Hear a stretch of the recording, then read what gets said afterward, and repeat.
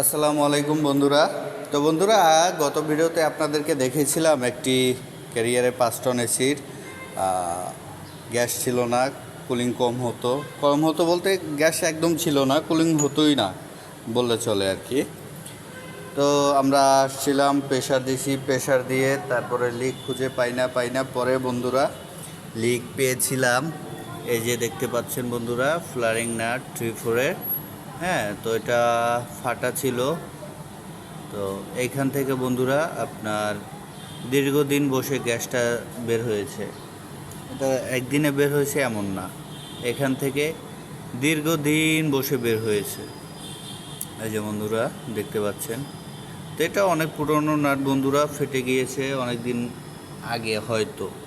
তো এই হলো বন্ধুরা, আমরা নতুন একটি নাট রিপ্লেস করে দিব, তারপর ভ্যাকুয়াম করে গ্যাস শেষ করে দেবো ইনশাল্লাহ। এই তো এই আর কি।